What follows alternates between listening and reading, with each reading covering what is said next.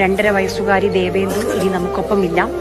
സ്വന്തം ചോരയാൽ തന്നെ അത്രമേൽ വേദന അനുഭവിച്ച് ആ പിഞ്ചു കുഞ്ഞു മടങ്ങുകയാണ്. ചേച്ചി 2 മക്കളായിരുന്നു. ചേച്ചി അവിടെയുണ്ട്. ഇതേ സമയത്ത് ഇവിടെ ഈ കുഞ്ഞിന്റെ സംസ്കാര ചടങ്ങുകൾ നടക്കുന്ന സമയത്ത് ഈ കുഞ്ഞിന്റെ കൊലപാതകത്തിൽ പ്രതികളായ കുഞ്ഞിന്റെ അമ്മയും കുഞ്ഞിന്റെ അമ്മയുടെ സഹോദരനും അതോടൊപ്പം തന്നെ കുഞ്ഞിന്റെ അച്ഛനും പോലീസ് സ്റ്റേഷനിലാണ്.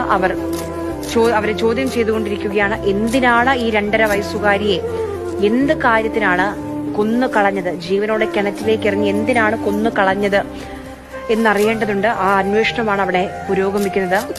കുഞ്ഞിന്റെ ചേച്ചിയെ അടുത്ത ബന്ധുക്കൾ ആശ്വസിപ്പിക്കുകയാണ്, സാന്ത്വനിപ്പിക്കുകയാണ്.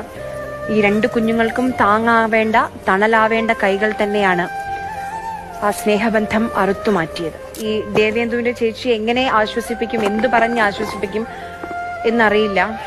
ഒരുപക്ഷെ എന്താണ് സംഭവിച്ചതെന്ന് പോലും ആ കുഞ്ഞ് അറിഞ്ഞു വരുന്നതേ ഉണ്ടാവുള്ളൂ. ബാലരാമപുരത്തെ ആ വേദനിപ്പിക്കുന്ന കാഴ്ചകളിലേക്ക് തന്നെയാണ് നമ്മൾ പോകുന്നത്. 2.5 വയസ്സുകാരി ദേവേന്ദുവിന്റെ സംസ്കാര ചടങ്ങുകൾ. വെള്ളത്തുണിയിൽ പൊതിഞ്ഞ ഒരു കുഞ്ഞു മൃതദേഹമാണ് അതിൽ റീത്തു വെച്ചിട്ടുണ്ട്. നാട്ടുകാർ ചുറ്റും കൂടി നിൽക്കുന്നുണ്ട്. ഏറെ വേദനിപ്പിക്കുന്ന ഹൃദയഭേദകമായ കാഴ്ച തന്നെയാണ്. കണ്ണു നനഞ്ഞല്ലാതെ കണ്ടു തീർക്കാൻ കഴിയില്ല നമുക്ക് ഈ കാഴ്ച. അത്രത്തോളം വേദനിപ്പിക്കുന്ന ഒന്നാണ്. 2.5 വയസ്സുകാരിയുടെ കുഞ്ഞു മൃതദേഹമാണ് ആ വെള്ളത്തുണിയിൽ പൊതിഞ്ഞവിടെ കിടക്കുന്നത്.